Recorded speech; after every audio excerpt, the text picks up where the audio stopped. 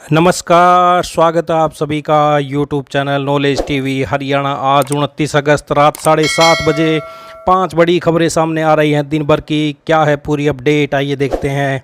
हरियाणा की सभी बड़ी घोषणा, योजना, आदेश जानकारी के लिए यूट्यूब चैनल नॉलेज टीवी को सब्सक्राइब ज़रूर कर लें, बेल आइकन ज़रूर प्रेस करें जिससे अगली वीडियो का नोटिफिकेशन आपके पास समय रहते पहुँच सके। तो आइए देखते हैं आज रात 7:30 बजे तक की 5 बड़ी खबरें, घोषणा, आदेश, ऐलान। पहली बड़ी खबर, हरियाणा में विधानसभा चुनाव की तारीख में बदलाव के आसार नहीं हैं। राज्य के मुख्य चुनाव आयोग के अधिकारी ने 1 अक्टूबर को चुनाव से संबंधित तैयारियां करने के आदेश दिए हैं। भाजपा ने चुनाव आयोग के समक्ष मतदान डेट से पहले और बाद में छुट्टियों का हवाला देते हुए बदलाव की मांग की थी। भाजपा ने तर्क दिया था कि लंबी छुट्टियों के कारण लोग घूमने जा सकते हैं, ऐसे में मतदान प्रतिशत कम रह सकता है। इनेलो ने भी इसका समर्थन किया था। चुनाव की तारीख बदलने की मांग पर चुनाव आयोग पहले बैठक भी कर चुका है। आयोग ने अपनी बैठक में कहा कि वह इस मुद्दे पर प्रदेश की अन्य पार्टियों की भी राय जानना चाहता है। अगर सभी पार्टियां इस पर सहमत होती हैं तो बदलाव किया जा सकता है। जहां तक कम मतदान की बात है तो इसका असर सभी पार्टियों पर पड़ेगा। तो हरियाणा में वोटिंग के दौरान ये छुट्टियां पड़ रही हैं। 28 सितंबर को शनिवार की छुट्टी पड़ रही है, 29 सितंबर को रविवार की छुट्टी, 1 अक्टूबर पोलिंग के चलते छुट्टी, 2 अक्टूबर गांधी जयंती की छुट्टी, 3 अक्टूबर महाराज अग्रसेन जयंती की छुट्टी। तो आप ये देख सकते हैं। मुख्य निर्वाचन अधिकारी ने 1 अक्टूबर 2024 को होने वाले विधानसभा चुनाव के मद्देनज़र प्रदेश के सभी विभागों के कर्मचारियों व अधिकारियों से अपील करते हुए कहा है कि चुनाव के इस महापर्व में अपने विभागों के चुनाव संबंधी कार्यों को सुचारू रूप से पूरा किया जाए। विभाग यह सुनिश्चित करे कि उनके विभाग द्वारा चुनाव प्रबंधन से संबंधित प्रत्येक कार्य तत्परता और सही ढंग से किया जाए। तो राजनीतिक गतिविधियों से दूर रहें। अधिकारी पंकज अग्रवाल ने कहा कि प्रदेश के अधिकारियों व कर्मचारियों को किसी भी प्रकार की राजनीतिक गतिविधियों से खुद को दूर रखने के भी निर्देश दिए, जैसे कि राजनीतिक दलों का प्रचार प्रसार, बूथ एजेंट, चुनाव एजेंट व मतगणना एजेंट बनना आदि। तो आप ये देख सकते हैं। इन्होंने की थी तारीख बदलने की मांग। अभय सिंह चौटाला इनेलो के प्रधान महासचिव, भाजपा प्रदेशाध्यक्ष और बिश्नोई महासभा के राष्ट्रीय अध्यक्ष। तो आप ये देख सकते हैं। अभय सिंह चौटाला ने बीजेपी की मांग का समर्थन किया था, तो बिश्नोई महासभा ने कहा बीकानेर में बड़े मेले का आयोजन है, ऐसे में चुनाव की डेट बदली जाए। तो अब हरियाणा विधानसभा चुनाव शेड्यूल लगभग ये रहेगा। गजट नोटिफिकेशन 5 सितंबर, नामांकन की शुरुआत 5 सितंबर, नामांकन की आखिरी तारीख 12 सितंबर, नामांकन पत्रों की पड़ताल 13 सितंबर, नाम वापसी की आखिरी तारीख 16 सितंबर, मतदान 1 अक्टूबर, रिजल्ट 4 अक्टूबर 2024। तो आप ये देख सकते हैं। हरियाणा में चुनाव तारीख बदलने के आसार नहीं। मुख्य निर्वाचन अधिकारी ने 1 अक्टूबर की तैयारियों के दिए आदेश, भाजपा ने की थी मांग। तो ये आज की बड़ी सबसे बड़ी खबर। आइए दूसरी बड़ी खबर देखते हैं।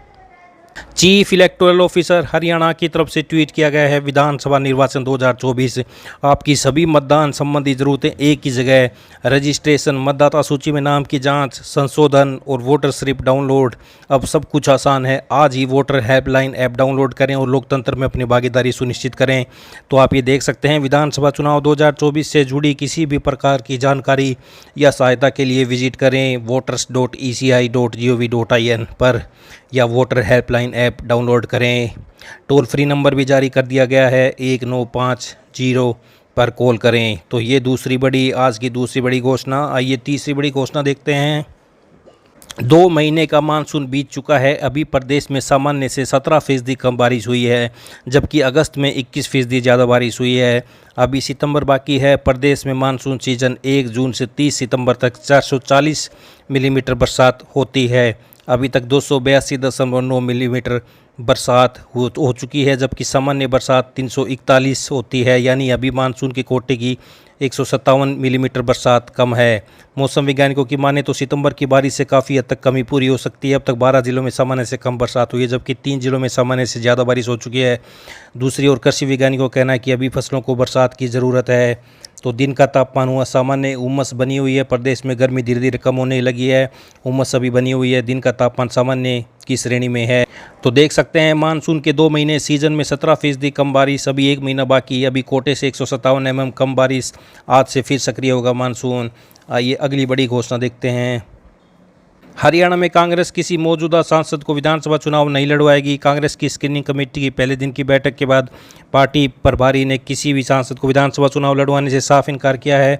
पार्टी प्रभारी का यह फैसला इसलिए ज़्यादा महत्वपूर्ण है क्योंकि पिछले दिनों सिरसा की सांसद एवं पूर्व केंद्रीय मंत्री कुमारी सैलजा ने हरियाणा में सक्रिय राजनीति करने के तथा विधानसभा चुनाव लड़ने की इच्छा जाहिर की थी। सैलजा की विधानसभा चुनाव लड़ने की इच्छा जताने के बाद अब पार्टी प्रभारी के बयान का मतलब साफ है कि पार्टी में सब कुछ ठीक ठाक नहीं चल रहा है। हरियाणा कांग्रेस के प्रभारी को पूर्व मुख्यमंत्री भूपेंद्र सिंह हुड्डा खेमे के प्रति नरम माना जाता है। इसकी खास वजह यह है कि उनको लगता है कि राज्य में हुड्डा कांग्रेस के बाकी नेताओं से ज़्यादा ताकतवर हैं। लोकसभा चुनाव में अधिकतर सीट टिकट हुड्डा की पसंद के उम्मीदवारों को दिए गए थे। राज्य की 10 लोकसभा सीटों में से 9 पर चुनाव लड़ने वाली कांग्रेस ने 5 सीटों पर जीत हासिल की थी, जिसके बाद ये दावा किया जाने लगा था कि विधानसभा चुनाव में भी हुड्डा की पसंद के उम्मीदवारों को टिकट मिलेंगे। हरियाणा में भाजपा उम्मीदवारों की पहली सूची आ सकती है आज। हरियाणा विधानसभा चुनाव के लिए भाजपा उम्मीदवारों की पहली सूची की घोषणा गुरुवार की शाम हो सकती है। केंद्रीय चुनाव समिति की बैठक में उम्मीदवारों के संभावित नामों को अंतिम रूप दिया जाएगा। माना जा रहा है कि पहली सूची में आधे से अधिक सीटों पर उम्मीदवारों की घोषणा कर दी जाएगी। माना जा रहा है कि कांग्रेस के साथ सीधे मुकाबले में भाजपा इस बार नए चेहरों पर दांव खेलेगी।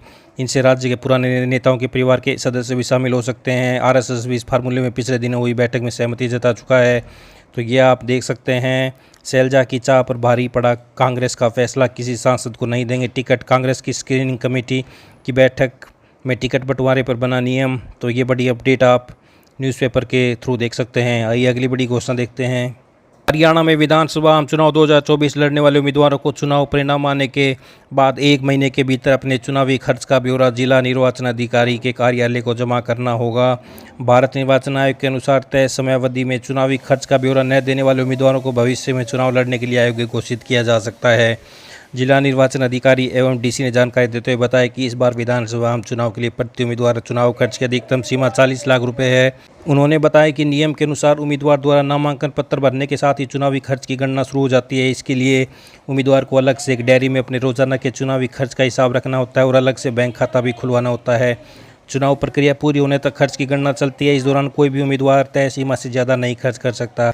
उन्होंने बताया कि जैसे ही विधानसभा आम चुनाव के परिणाम घोषित होंगे, उस स्थिति से 1 महीने के अंदर उम्मीदवार को अपने चुनाव खर्च का ब्यौरा देना अनिवार्य है। तो चुनाव परिणाम के बाद उम्मीदवारों को 1 महीने के भीतर जमा करना होगा अपने चुनावी खर्च का ब्यौरा। जिला निर्वाचन अधिकारी तो रेवाड़ी से बड़ी अपडेट।